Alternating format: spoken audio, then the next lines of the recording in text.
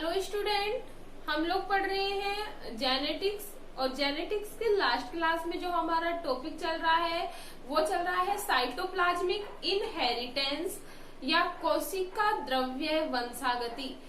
Last class में हम लोगों ने पढ़ लिया था व्हाट इज साइटोप्लाज्मिक इनहेरिटेंस, बता दिया था कि केंद्रक के अलावा कुछ जो जीन है या कुछ जो पदार्थ है जो जेनेटिक मटेरियल के रूप में कार्य करते हैं वो बाह्य जीनोम या कोशिका द्रव्य में पाए जाते हैं, जो one generation to another generation में क्या होते हैं, ट्रांसफर होते हैं। इन्हें ही क्या कहा जा रहा था, साइटोप्लाज्मिक इनहेरिटेंस।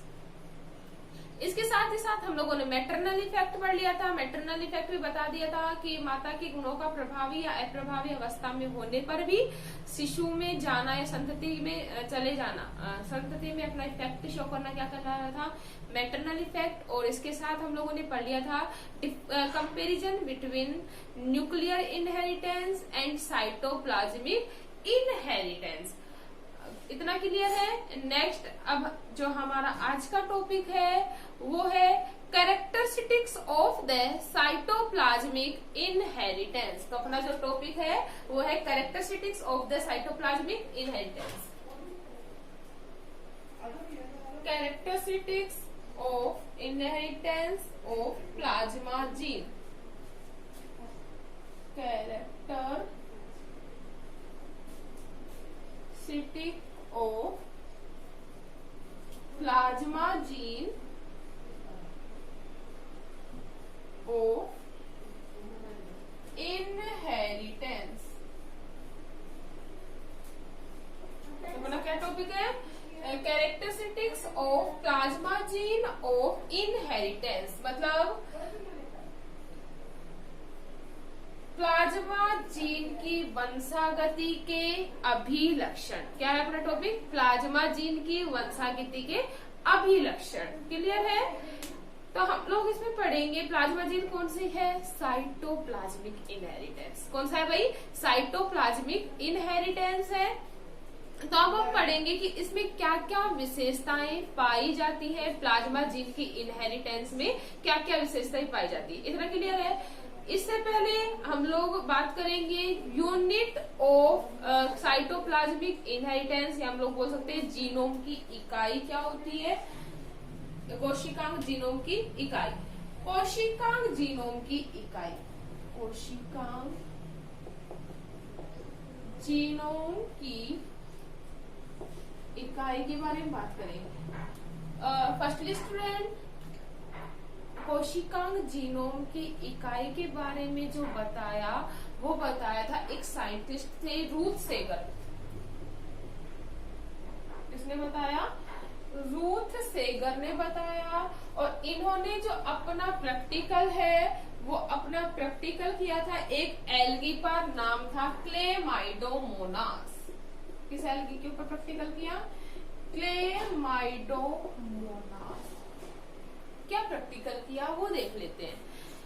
रूथ सेगर नामक वैज्ञानिक ने क्लेमाइडोमोनास जो एल्गी है उसके ऊपर प्रैक्टिकल करके बताया कि वी ऑल नो दैट सबसे ज्यादा इम्पोर्टेंस अभी तक हम लोगों ने पढ़ा कि जो मेंडेलियन इनहेरिटेंस के अकॉर्डिंग जो जीन होते हैं वो क्या करते हैं, one generation to another generation में ट्रांसफर होते हैं, एक पीढ़ी से दूसरी पीढ़ी में ट्रांसफर होते हैं।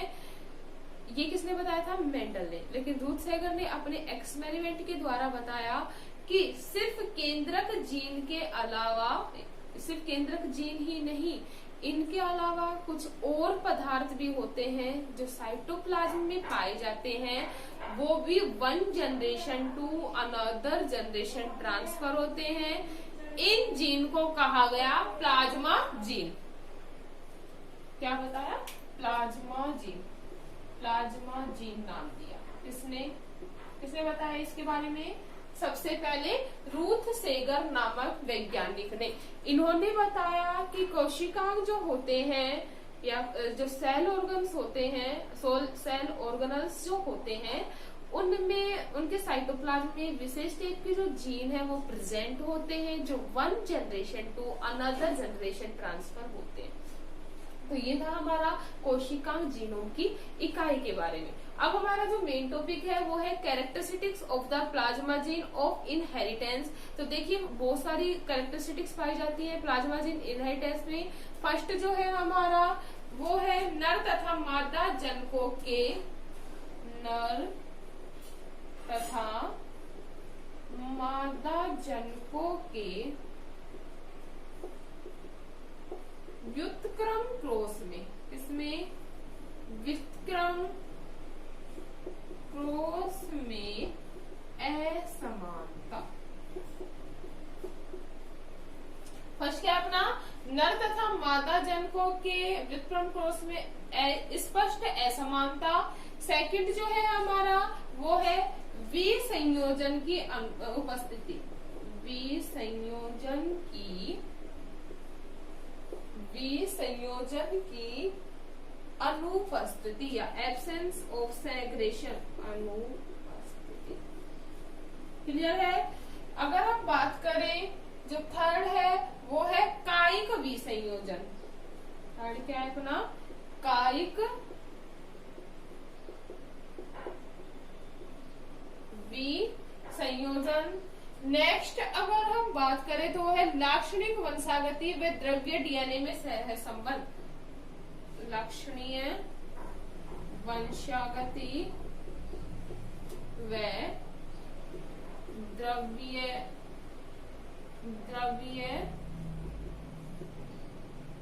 डीएनए में सह संबंध,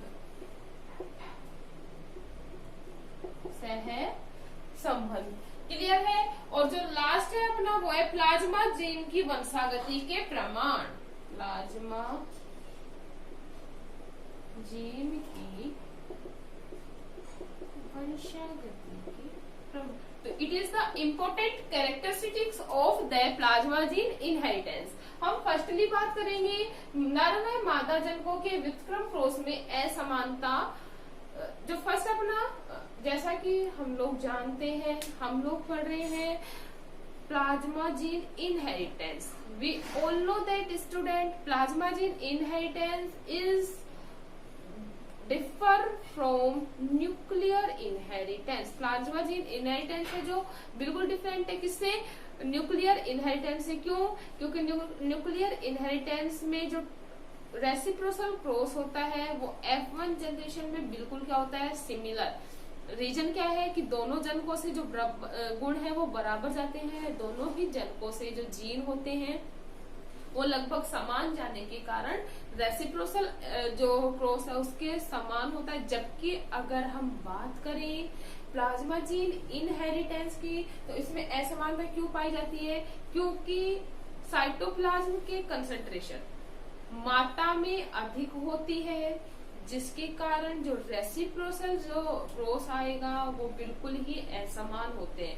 पितृगुण से मातृगुण में जो मातृगुण होगा वो ज्यादा इफेक्ट शो करता है। रीजन क्या है, the concentration of cytoplasm is more, जो साइटोप्लाज्म की जो सांद्रता है वो अधिक है किसकी तुलना में, पितृ के साइटोप्लाज्म की सांद्रता की तुलना में। इसलिए इनके व्युत्क्रम क्रॉस में क्या पाई जाती है, असमानताएं पाई जाती है। इतना क्लियर है। सेकंड अगर हम बात करें कैरेक्टरिस्टिक्स की तो वो है विसंयोजन की अनुपस्थिति। तो देखिए जैसा कि नाम है विसंयोजन की अनुपस्थिति, रीजन क्या है, इनका जो फिनोटाइप रेशियो होता है वो ही समान नहीं होता, क्योंकि फिनोटाइप रेशियो में जो मैटरनल इफेक्ट है वो ज्यादा शो होता है, इसलिए इसमें विसंयोजन की क्या पाई जाती है, अनुपस्थिति। हम लोग समझ सकते हैं कि जो प्लाज्मा जीन इनहेरिटेंस होता है उसमें F2 और F3 जनरेशन में, किसकी बात कर रहे हैं भाई, F2 और F3 जनरेशन में जो गुणसूत्र होते हैं या हम लोग बोल सकते हैं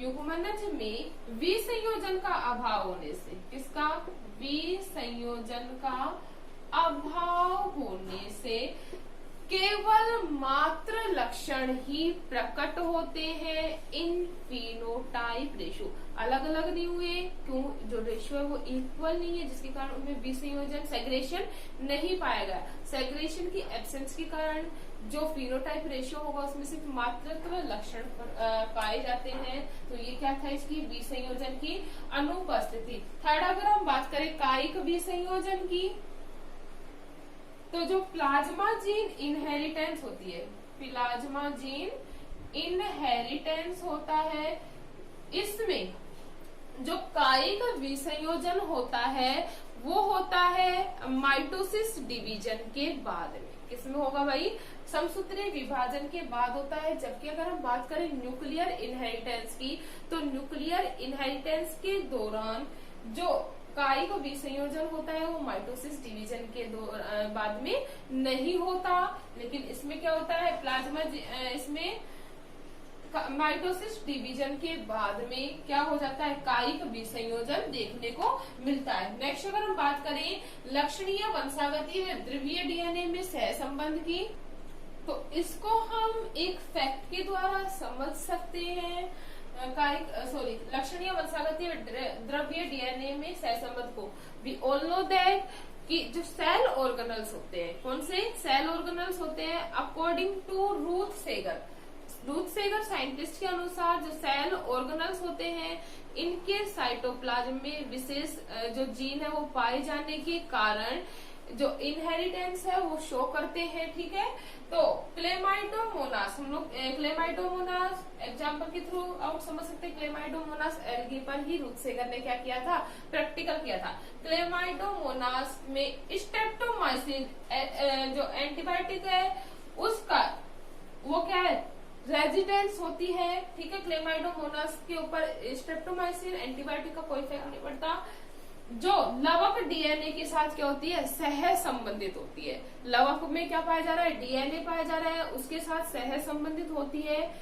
जैसा कि हम लोग जानते हैं डीएनए मतलब जो सेल ऑर्गेनल्स हैं उसके जो जेनेटिक मटेरियल है या हम बोल सकते हैं उसके जो साइटोप्लाज्म में इनहेरिटेंस की क्वालिटी पाई जाती है अकॉर्डिंग टू रूथ सेगर। तो ये सह संबंध हम लोग देख के बता सकते हैं कि इनके बीच में लक्षणीय वंशागतीय व द्रव्यीय डीएनए के बीच में क्या पाया जाता है, सह संबंध पाया जाता है। नेक्स्ट अगर हम बात करें प्लाज्मा जीन की वंशागति के प्रमाण की, तो इसको भी हम एक प्रैक्टिकल के द्वारा एक्सप्लेन कर सकते हैं। प्रैक्टिकल क्या कर सकते हैं कि किसी कोशिका के केंद्रक को निकालकर उसके वंशागति के लक्षणों की काउंटिंग करते हैं या मेजरमेंट करते हैं, तो उसमें हम लोग देख सकते हैं कि कुछ जो लक्षण है वो जो साइटोप्लाज्म में पाए जा रहे हैं वो one generation to another generation transfer हो जाते हैं न्यूक्लियस की एब्सेंट के दौरान भी।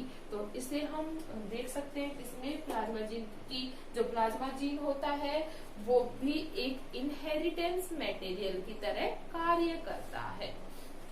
क्लियर है। इसके साथ ही साथ अगर हम बात करें कि उत्परिवर्तन जन के प्रति असंवेदनशील, जो नेक्स्ट है अपना उत्परिवर्तन जन के प्रति